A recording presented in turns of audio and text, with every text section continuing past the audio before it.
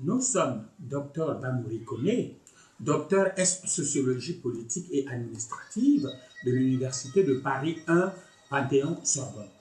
Nous sommes surtout le fondateur de Kouma Afrique. Alors, Kouma Afrique, qu'est-ce que c'est?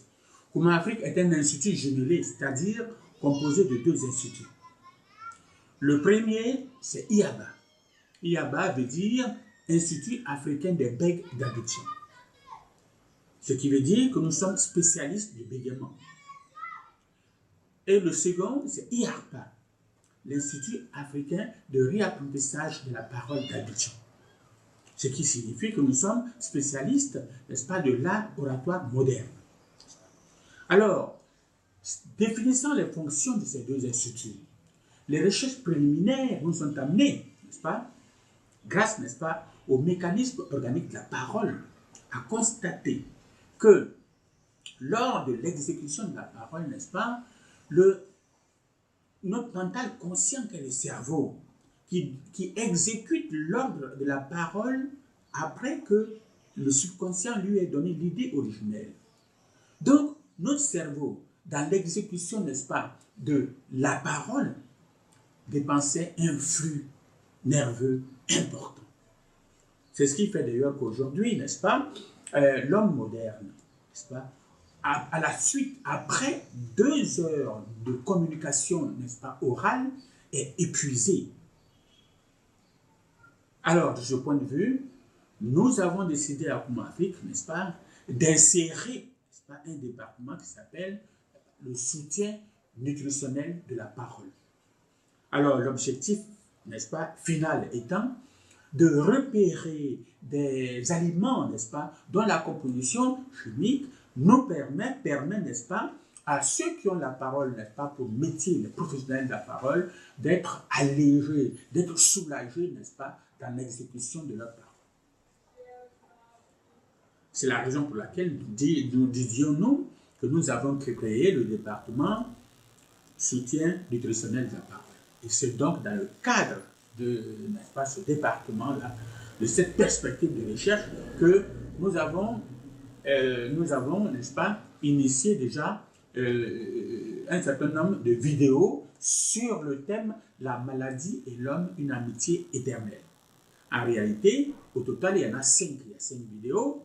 Nous en avons déjà réalisé 3. Celle-ci est la 4e vidéo et elle a pour titre « Les équilibres ».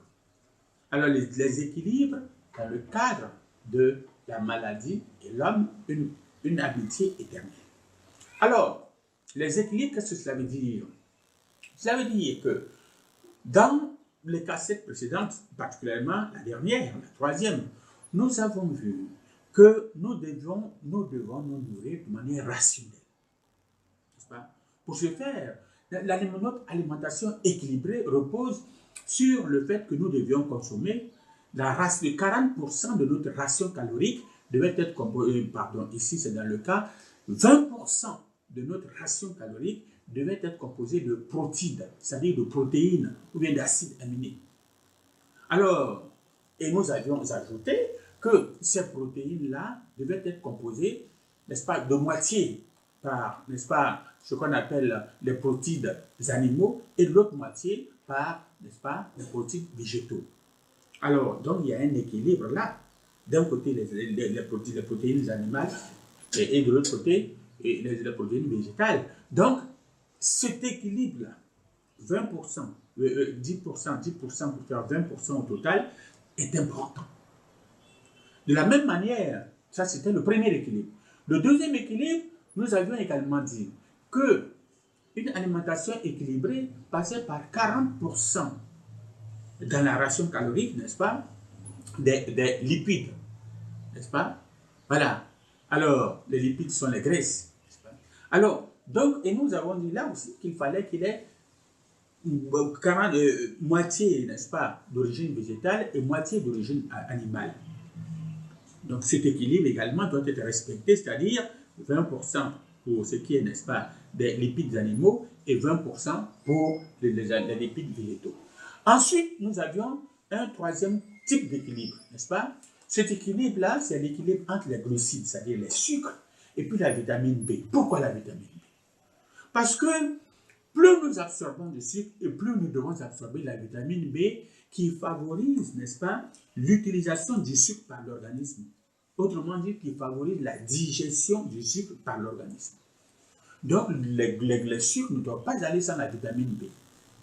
D'ores et déjà, je voudrais vous dire que la vitamine B est composée de deux types de vitamines, n'est-ce pas? Il y a la vitamine B1 qu'on appelle thiamine et la vitamine B2 qui s'appelle riboflavine. Alors, sous le couvert de l'appellation vitamine B, l'on renferme ces deux types de vitamines, n'est-ce pas? Alors, je disais tout à l'heure donc que plus nous absorbions de sucre et plus nous devions absorber des vitamines B qui doivent permettre, n'est-ce pas, la digestion du sucre par l'organisme. Mais le contraire n'est pas valable. Le contraire, ce serait de réduire la consommation des glucides. C'est-à-dire, si nous réduisons la consommation de sucre, nous ne devons pas pour autant réduire la consommation de la vitamine B. Pourquoi? Parce que, par exemple, au niveau de la thiamine qui est la vitamine B1, si nous arrêtons de consommer, n'est-ce pas, la vitamine B, nous aurons, n'est-ce pas, des insuffisances comme par exemple des accidents nerveux pour ce qui concerne la thiamine, c'est-à-dire la vitamine B1, et des troubles gastro-intestinaux. Et pour ce qui concerne la vitamine B2, la riboflavine, n'est-ce pas, diminuer la consommation, n'est-ce pas, de la vitamine, je dirais la vitamine B, n'est-ce pas, aboutirait manifestement, malheureusement, à des manifestations cutanées et à des troubles oculaires, n'est-ce pas?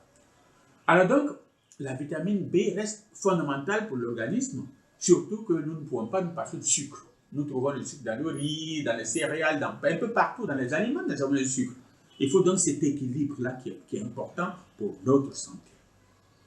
Alors nous voudrions dire simplement que le sucre végétal, par exemple, va se trouver, par exemple, la vitamine B, par exemple, va se trouver, dans les céréales complètes.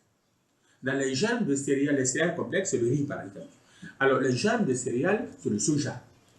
Dans la levure de pierre, n'est-ce pas? Dans les légumes verts, dans la viande de bœuf, dans les œufs, les produits laitiers, n'est-ce pas? La pomme de terre, le miel, etc.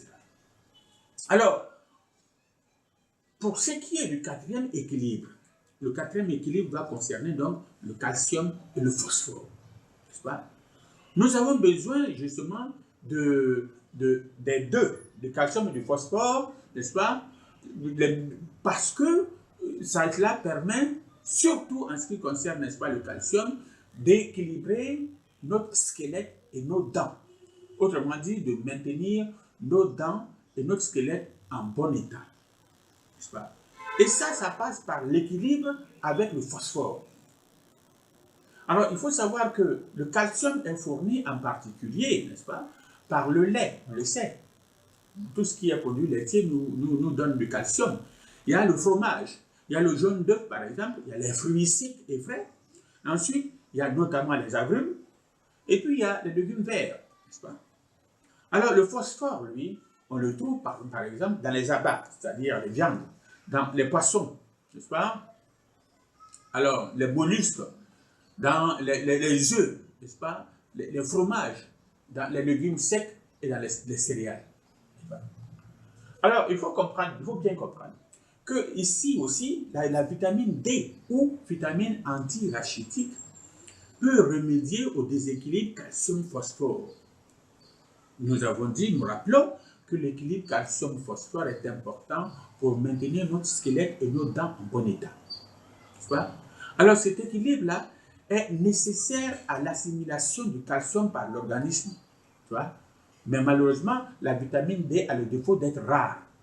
N'est-ce pas? Bon, alors, il faut signaler surtout que le calcium est particulièrement indispensable, n'est-ce pas, au fœtus de la mère en grossesse, principalement au cours des 3 derniers mois, où le squelette de l'enfant va se former, c'est-à-dire vers le 6e mois, dans la perspective, n'est-ce pas, de la naissance, de la sortie du ventre, n'est-ce pas?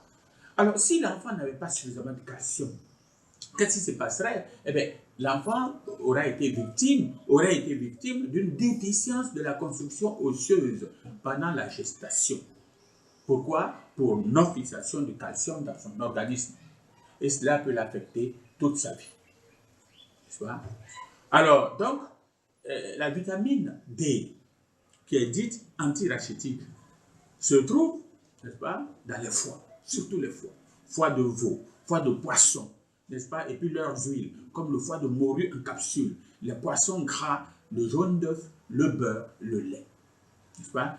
Puis Dieu nous l'offre également, nous l'offre en ce sens que nous avons également, n'est-ce pas, la vitamine D au soleil, par le soleil. Le fait d'être sur le soleil, n'est-ce pas, l'organisme prend, captive, n'est-ce pas, cette vitamine-là. Alors, nous passons au cinquième équilibre qui est fondamental. Et nous pensons que ce cinquième équilibre peut être à la base de nombreuses maladies que nous avons. Alors, ce cinquième équilibre, c'est l'acidité-alcalinité. L'acidité-alcalinité. Alors, nous allons expliquer cela tout à l'heure. Cela veut dire quoi, acidité-alcalinité? Alors, pH. P veut dire potentiel, H veut dire hydrogène. Alors, il se trouve que justement le potentiel hydrogène nous indique l'équilibre acido-basique de l'organisme. L'équilibre acido-basique de notre organisme, c'est-à-dire le taux d'acidité contenu dans notre organisme par opposition à son taux d'alcalinité. Alors, opposer alcalinité à acidité, ce qui n'est pas acide est alcalin. Alors, il est important de savoir que la proportion acide-base ou la proportion acide-alcalin, parce que alcalin et base sont synonymes.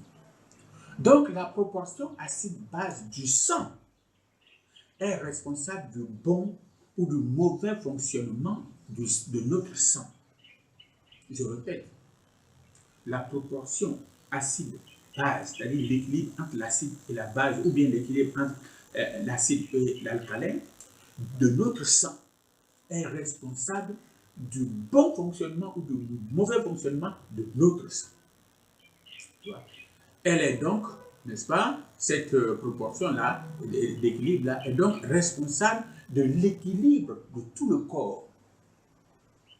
Oui. Cet équilibre acide-base est responsable de l'équilibre de tout notre corps. Alors, il faut savoir, pour expliciter ce que nous venons de dire, écoutez-nous bien, vous allez très bien comprendre ce que nous venons de dire et qui paraît un peu trop scientifique avec des mots, n'est-ce pas, des mots tout à fait, je dirais, professionnels. Alors, passons à l'explicitation. Alors, sachez que le tableau du potentiel hydrogène comporte 14 niveaux. Alors, premièrement, un pH, c'est-à-dire un potentiel hydrogène de 7, est neutre. Alors, 14 divisé par 2, ça donne 7, c'est le milieu. C'est-à-dire, dans ce cas-là, n'est-ce pas, ce potentiel hydrogène n'est ni acide et n'est ni alcalin. Mais, deuxièmement, un pH de 7,35 donne l'équilibre parfait du sang et donc du corps. Un pH 7,35 donne l'équilibre parfait du sang et donc du corps. Mieux, troisièmement, le sang normal doit être très légèrement alcalin. Très légèrement alcalin. Et ce pH correspond au pH 7,40. On suppose que c'est le taux idéal, 7,40, parce que ce taux permet à l'organisme de mieux fonctionner. Vous voyez? Alors, cet équilibre-là, et c'est le quatrième point, va être rompu lorsque le pH est compris entre 7,45, on n'est plus à 7,40 là, on est à 7,45, n'est-ce pas? 7,45 et 14. Alors, quand on est, le pH est compris entre 7,45 et 14, on va dire que c'est l'alcalose, c'est-à-dire c'est l'excès d'alcalinité. De même, lorsque le pH est compris entre 0 et 7,30, on va dire que c'est l'acidose, c'est-à-dire qu'il y a l'excès d'acidité. Bien évidemment, n'est-ce pas, l'alcalose a ses maladies et l'acidité et l'acidose aussi a ses maladies. Alors, l'excès de l'un a ses maladies, l'excès de l'autre a ses maladies. Alors, c'est ainsi donc que, n'est-ce pas, un pH, n'est-ce pas, qui est compris entre 7,45 et 7,80 est alcalose, comme nous l'avons dit, mais prédispose l'organisme à différents types de cancers. Parce que les alcaloses, généralement, c'est les cancers. C'est les cancers, n'est-ce pas? Alors, et plus le pH, le potentiel hydrogène est élevé, plus le cancer sera grave. Alors, de même, un pH compris entre 6,35 et 7 crée une situation d'acidose. Alors, l'acidose aussi, ça a fait maladie. Et il semblerait que c'est le cas d'acidose que la majorité des hommes sur Terre connaissent.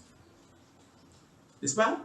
Parce que un potentiel, comme on appelle, un potentiel hydrogène, n'est-ce pas, qui relève, n'est-ce pas, de l'acidose, n'est-ce pas, affaiblit l'organisme et favorise un certain nombre d'infections que nous vous citons à présent. Hein? Par exemple, c'est l'excès d'acidose qui va favoriser la dépression, qui va favoriser le manque de stabilité en nous, qui va favoriser l'arthrose qui est l'affection des articulations, qui va favoriser la sciatique, n'est-ce pas, qui favorise les rhumes chroniques, qui va favoriser, n'est-ce pas, l'ostéoporose, qui va favoriser aussi l'eczéma, qui va favoriser l'obésité. Alors, c'est ce que nous voudrions vous dire pour ce qui concerne, n'est-ce pas, cette quatrième vidéo. C'est la vidéo des équilibres et qui vraiment est fondamentale. Alors, nous vous remercions, n'est-ce pas, de l'intérêt que vous nous portez en nous écoutant. Et nous voudrions vous dire que nous avons un site où nous pouvons échanger. Le site, c'est dr.bamori.en face de monsite.com. Nous avons également, nous pouvons nous retrouver également sur Facebook en insérant simplement Bamori Koné ou en insérant Kuma Afrique. Merci.